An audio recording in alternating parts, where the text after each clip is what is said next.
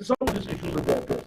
But as we have it today, the president has not even constituted his Federal Executive Council, let alone communicate this very vision and issues to them, and even have them begin to run with it across their ministries to the point where we begin to see results. And that's too far away from now.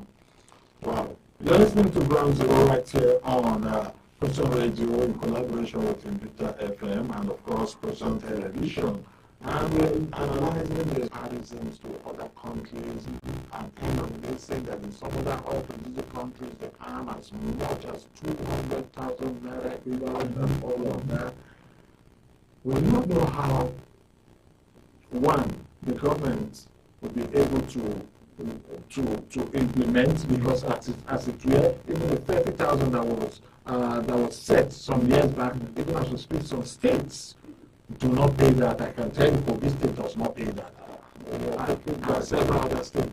Now, that it is just a fraction of the population that are civil servants or that work in the very formal sector that this salary increment may affect. Yeah. How do we now how will this now help in making life a little bit more comfortable for the average Nigerian?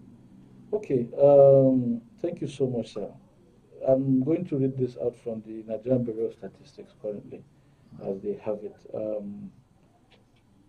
Our youth unemployment is 42.5%. Okay. Population we have there for them to apply. So whenever you talk about minimum wage, most of the performance in the budget is around recurrent expenditure from debt servicing and personnel cost and overheads.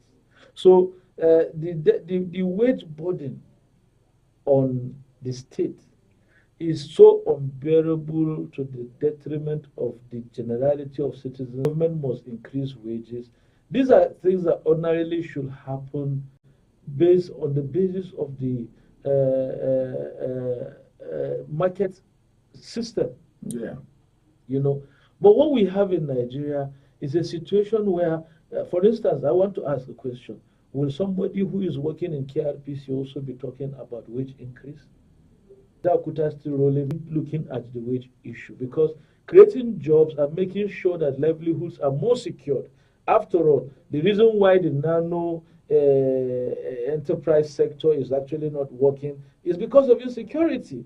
Fishermen are in the nano enterprise sector. The women traders that are picking up vegetables from irrigation farm space within that space. But are they convinced the government is doing enough to protect their lives even when they go out to do this venture? These are the issues that the stimulus package that is expected from President Tinubu is supposed to translate to. And it is already 2 months.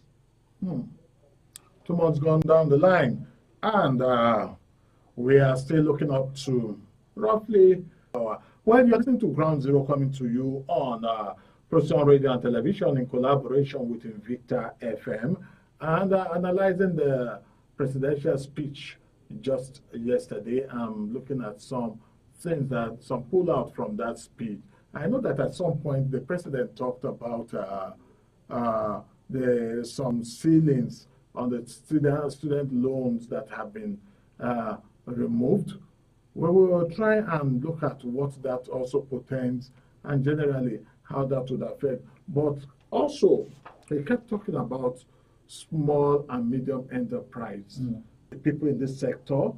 He talked about farmers and the 500,000 hectares for rice and maize and others, identifying the real farmers, because until we strengthen the system, we will just be trying to do the same thing in a different way and not getting the right result. Let's quickly look at this once briefly before we open up the phone lines, because we already have almost 17 people attempting to call.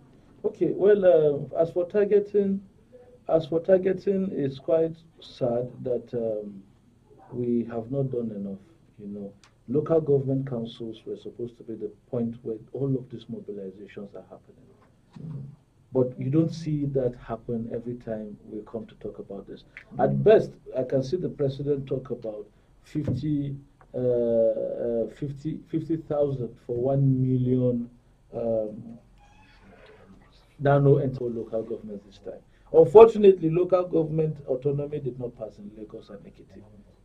Unfortunately, some of the states that Tinubu had governors that were, I mean, from his party, loyal to himself, did not agree or consent to local government autonomy. Yes. So the local government is still weak as it is now in being the platform that is collaborating to deliver around these targets. Yes. However, communities still exist at local levels.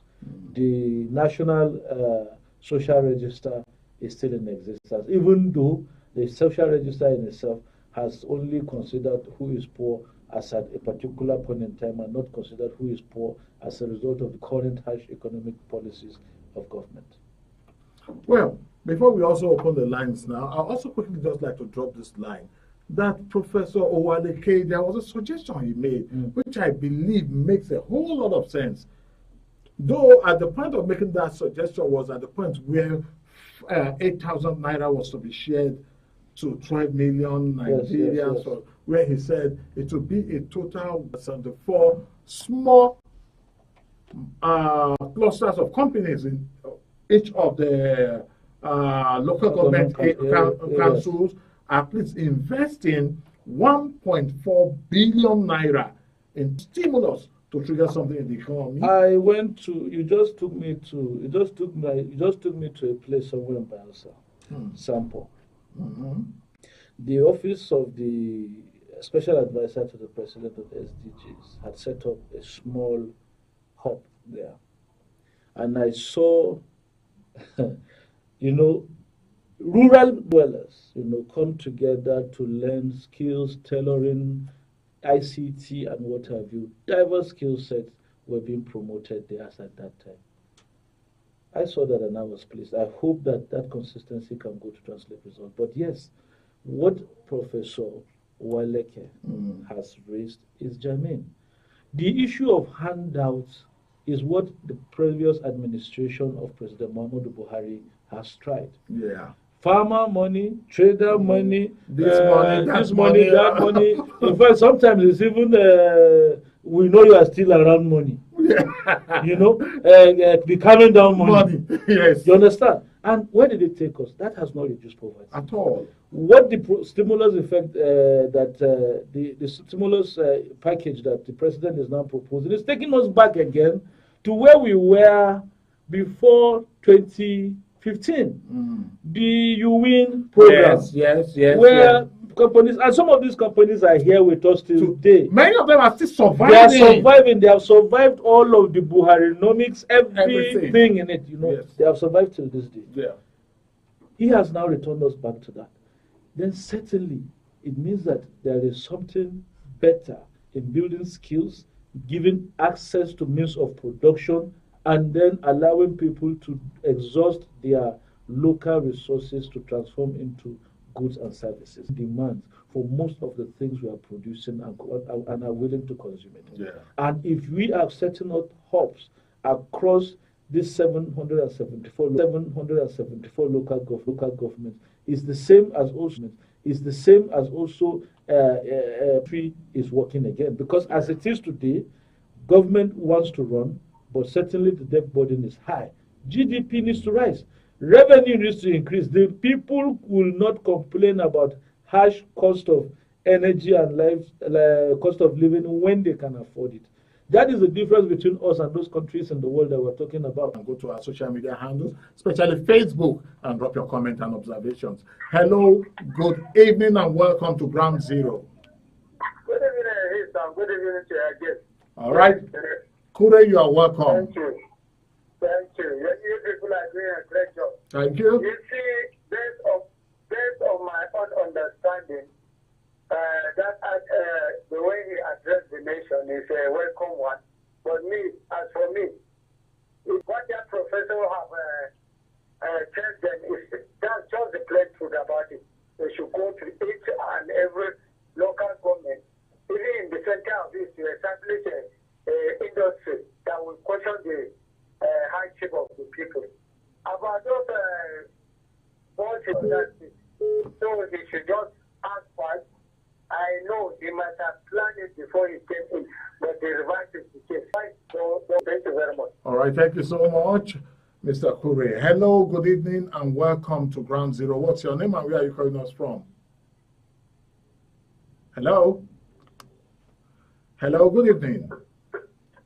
Hello, good evening, sir. Good evening, you're welcome to Ground Zero. What's your name and where are you calling us from?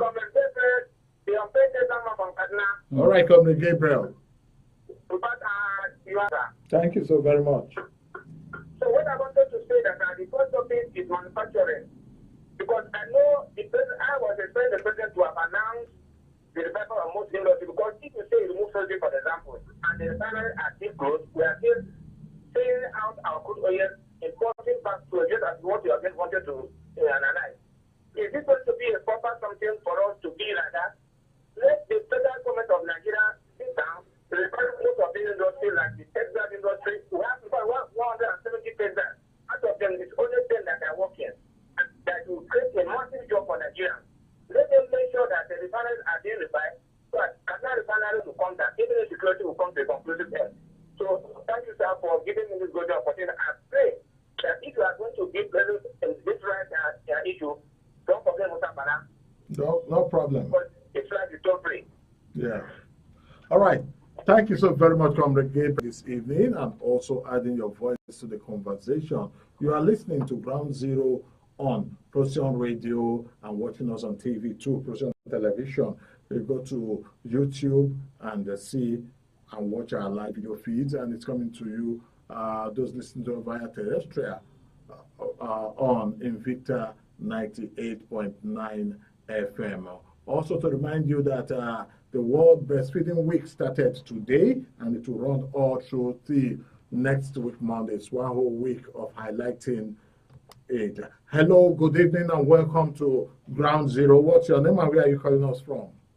I'm Awusko from Nasarawa. You are doing a great job. Awusko, you are welcome. You see, our development rate of power. You see, the money that the government is trying to bring out now in the energy sector, more energy diversification to be done. Any of this agriculture, security, commercial farmers cannot go back to their farm now. Security to be fighting. All these terrorists who don't want our farmers to go back to the farm, to the forest house. Because we see massive development in agriculture. Thank you so much. Thank you so very much, Awusko. Talking about farmers and farming, it really brings to mind some few years ago. Of course, my wife was a very good farmer, but of course the insecurity came into play, and the last yield was pillaged by herdsmen, and since then we've not farmed. Hello, good evening. You will be our last caller this evening. Good evening. My name is Musa Bala. Musa Bala, you're welcome. Thank you very much. My little man almost brought itself to the corner whereby soon there will not be other excuses. As government have removed subsidies, government have promised this and that. In the near future, they have no reason to complain because if you look at the money they are realizing now, it's enough to fulfill all their promise. Thank you very much. God bless you. God bless Benjamin. And God bless your family, all of you. Bye-bye. Thank you so very much, Musa Bala, for stopping by. And our last caller this evening. Let's come back to the studio and quickly look at some of the issues raised. Like Comrade Gabriel talked about reviving the industries that has been shut down for so long. Awusko is talking about power.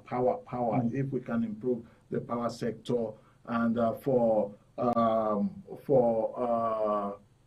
Mr. Kure, he is not quite optimistic because he has had so many promises in the past. Oh, certainly. So, looking at all of this, let's quickly see how we can wrap it all up. I think at the moment we have just the manifesto, the inaugural speech, and also this very State of the Nation address of yeah. the president, to align and ensure that we hold him to account. Yeah. People like Kure are not far from the truth. Perception is reality. Public service delivery in Nigeria seems to be a charade over the years. Interventions will come and the target is missed, or the targets end up being around the cleavages of political leanings. We have to break free from that. The call by Nigerians that Nigerians should support the president, I think, is a very bold conversation he has put there, believing that if citizens rally around him, these people who are trying to bring down his government at all costs may not have their way. Let us hope so. But while Nigerians are lending in their support, which I think they have done in the past 60 days and counting, Nigerians have given that level of support to the president. They have not gone to protest. They have not refused to go to work. They have not relegated on their duty even for a single day. Now they are at the point where they need to start seeing results. Results for all of that patience, results for all of that understanding. The president has not really put out a blueprint yet as to how these funds are going to be disbursed. So far, we're still at the point where talk is still cheap. And some would say wishful thinking.